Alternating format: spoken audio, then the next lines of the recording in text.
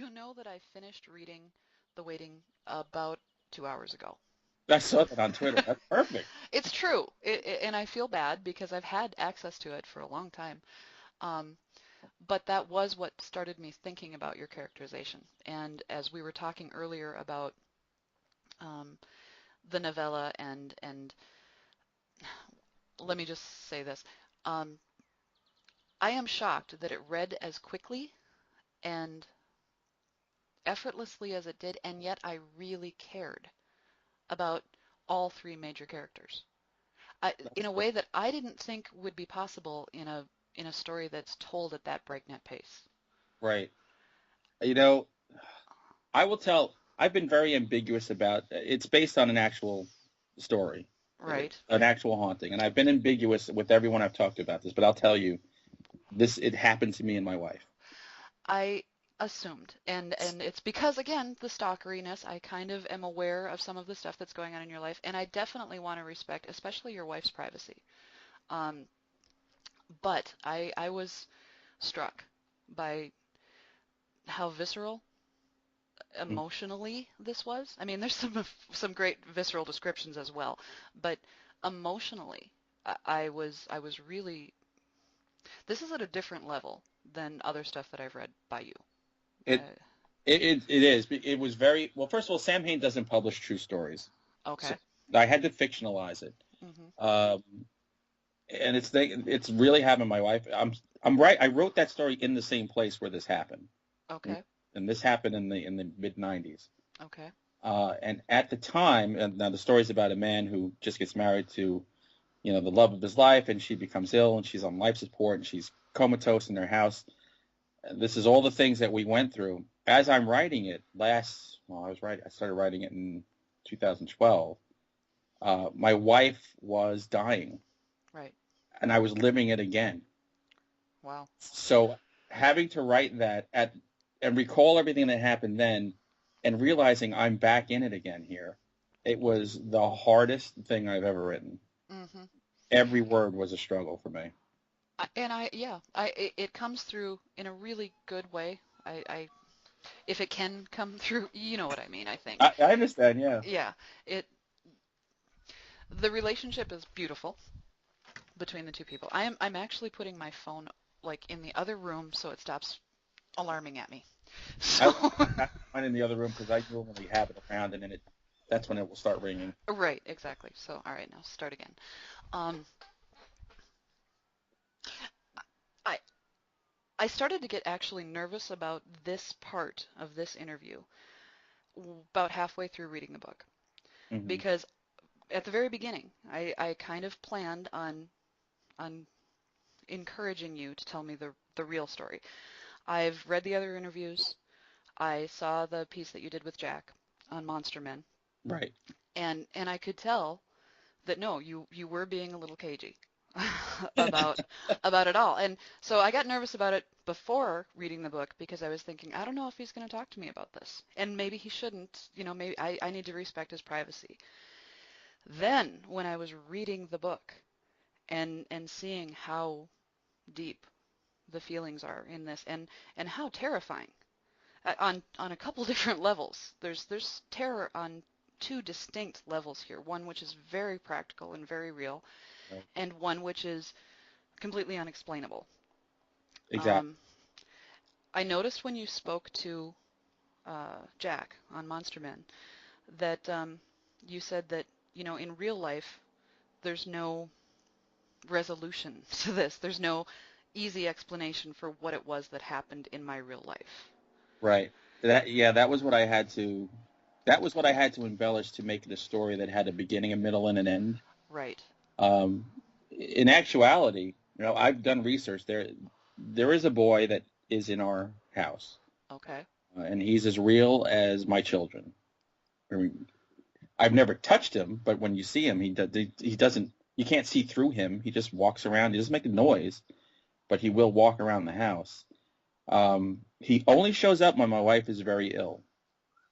Now, my wife has a series of issues, so we've had periods of heart problems and cancer and all different things. So he has plenty of reason to come around. I've done research on the house. There are no boys that have died in this house. There are no boys that have even died on our block. It's a very small block with only 6 houses on it. I have no idea who he is. But I will tell you that when he's here, there is a feeling of peace and calm. So even my kids, who we tried to keep them from this, 2.5 years ago when my wife started getting sick mysteriously, he was right back here again, and my kids all saw him, and they had the same thing as we do, as my wife and I do. When he's here, it's like, oh, well, oh, there he is, and you're not scared. I find that really interesting because the few experiences that I've had of a paranormal nature do not really seem very ghostly. They they're not sheer. There's no clanking of chains. It's a motion, a presence, sometimes a figure, which seems very solid. Right. That is more out of the corner of your eye than anything, at least in my experience. In my And that's experience, that's typical. I mean, that's normal, and I'd be less unsettled if that's it was the corner of your eye kind of thing. right? But I mean, there are some times when you'll just turn around and he's standing right in front of you, Really? and Okay. you stare at him and he stares at you, and then you wait for him to make his first move, and he'll invariably walk into the hallway, and then he's gone. Okay. And we've always been fine with that until I. It was over the Christmas break. My wife started screaming in the middle of the night, and I got out of bed, and she was in the kitchen, and she said that for the first time ever, she was trying to walk out of the kitchen. He wouldn't get out of the way. Really? And she says, I had such a bad vibe off of him. She says, I was terrified. And she screamed. And she said, when she screamed, he just, walked out of the doorway and he was gone. All right. So this is not a figure that disapparates or fades away. He like seems to physically leave the room, and then when you go to find him, he's just not there. Yeah, he'll just walk away like nothing's happening. All It's, right. it's, it's indescribably bizarre. Sure. All Uh, right. So your wife was ill several years ago, and mm, again, I'm trying to protect, details, but so several years ago she was quite ill, and that was the first time that you started seeing the boy. right, in the mid And 90s. Yeah. okay. And then presumably she recovered for at least a period of time, and at that point he was just not around? Yeah, she recovered in 96, and then we had our first daughter in 97. And we didn't see him again until she got cancer in, oh God, was that 2002? Okay. And then he was back, and then she was fine, and then he was gone, and then she was diagnosed with heart problems in 2006. I remember because I went to see the Mets over in spring training in Florida that year, and we got the diagnosis as I was getting onto the plane. Oh, wow.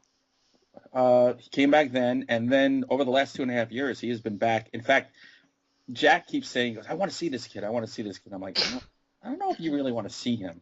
Right. And then one day, a few months ago, we were getting ready to do some filming in my house, and I was vacuuming, and the kid ran right behind me as I was vacuuming, and Jack was coming over 10 minutes later. I'm like, oh, just instant. If you really wanted to see him, I wish you'd been here 10 minutes or 15 minutes ago. Yeah. I thought it was my daughter. When I turned around, I'm like, oh, wait, they're not even in the house. So the kids do not have a negative association with him. They don't. They said that he's moved the bed on them. He's Okay. shaken the bed on them a couple of times, Okay. but they haven't seen him do it. But they said the bed is shut. I don't know what this is. I'm not going to say that he's a ghost, to tell you the truth, because I think that that's we only use a small percentage of our brain, and somehow I think it's coming from me or my wife. Right. Well, and then I don't know, you said earlier that you were taking your daughter to a Sweet 16 party. Mm-hmm. And that you're in a household of women. So it's Yeah. not far to go to the idea of poltergeist activity. And Right. I think you and I are on the same page when it comes to the idea of, perhaps I should define, I don't think poltergeists are ghosts. I don't think they're demonic. I think that they're an expression of excess energy. I And agree. yeah, And I have okay. a lot in this house with two teenage girls and a wife. Right. And a wife that's under a great deal of stress a lot of the time. Right. Yeah, we all are. Right. So, and it's funny how when there's moments of stress is when we see him. It's Right. weird that he always looks the same, but It is I he don't. does he resemble anybody from anybody's family? A old brother, a cousin, the childhood visage of a grandfather? He looks like every 8-year-old boy from the 1970s. Okay. That same bowl haircut and kind of like a little bit like Opie Taylor, but just move him up into the 70s a little bit. Okay. Modernize his clothes. So it's really strange, but like I tell people, I don't even know if it's paranormal. I said, in fact, if we lived long enough, I'm sure they would prove it's normal. Um, Yeah. but my theory is there were two theories in our family. Mine is it's coming from our brains somehow, some way. Right. My wife and her family's theory is he's a guardian angel. Okay. And I saw the echo of that in The Waiting. Right. Um, by the a question I was going to have ask you of you. You say you refer to the mother-in-law and the son-in-law. They sort of have a name for each other. How Yes. is that pronounced? Is it Mill? Mill, yeah. That's what I Okay. call my mother-in-law. She's Mill. I'm Sill.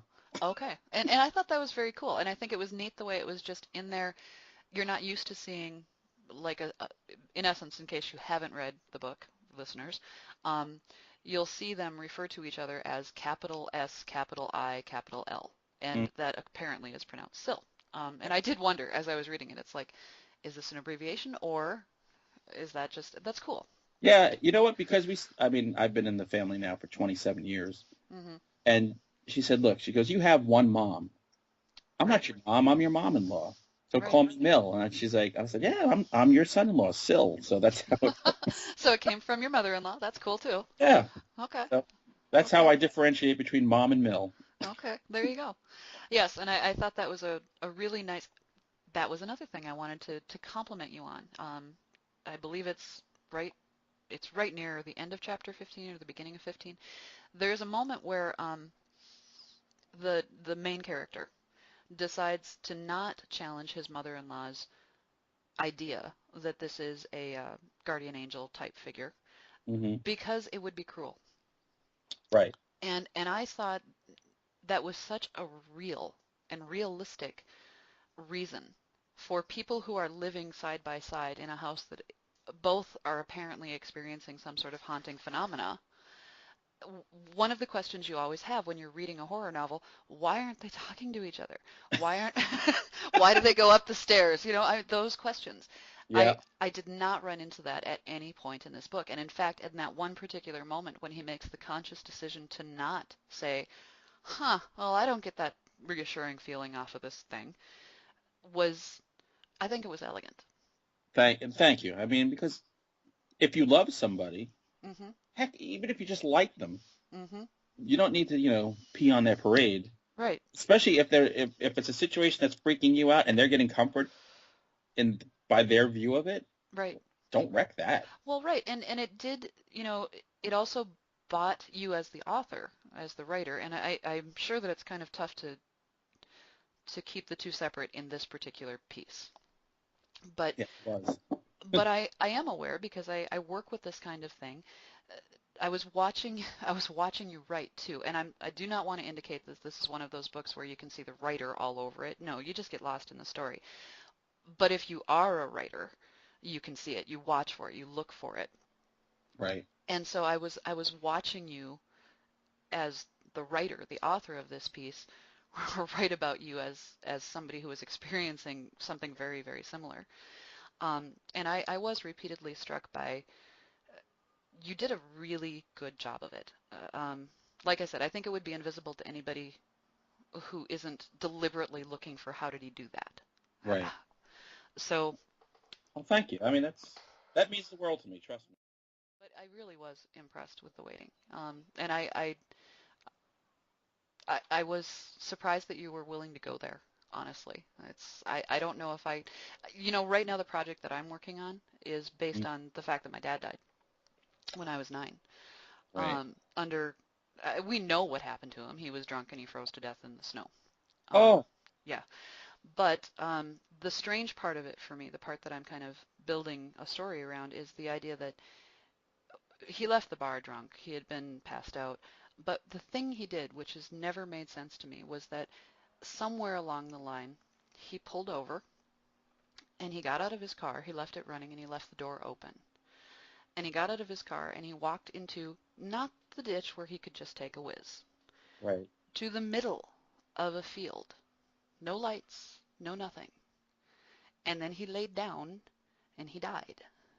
That is so strange. It's very strange. And there are any number of logical reasons for that. Maybe he thought he saw a light, whatever. But as a 9-year-old child in particular, I've always wondered, why did he get out of that car? Why did he cross into that space? It was Yeah. cold. It was really cold. Minnesota, January, you know? Oh, good Lord. It had Yeah. phone freeze. Yeah. So I'm working on that right now. And I tried working on it last November. I wanted to really get into it, and last November did not work at all. And Right. this is going slower. This is the hardest thing I've ever written, and it might be the best, but it's Mhm. hard. Yeah. When it's hitting you in the gut every time you sit there at the keyboard. Hmm. Oh my God. It's agony. Right. And that's what I was, perhaps I'm over identifying with you with the waiting, because that's what it felt like to me. It was like, wow, you went into this and you went in pretty deep. Right. Um, That's why I am loving I got a 2-book deal with Kensington, so they're doing Pinnacle paperbacks for okay. for thrillers. Okay. But it's the first one that's it's coming out in June. It's a horror novel. It's called The Montauk Monster, based on these actual things that wash up on Long Island here. Sure, I am very familiar. So I had a freaking ball writing that thing because Hmm. I'm like, well, there's none of me in this except the joy of writing about a monster.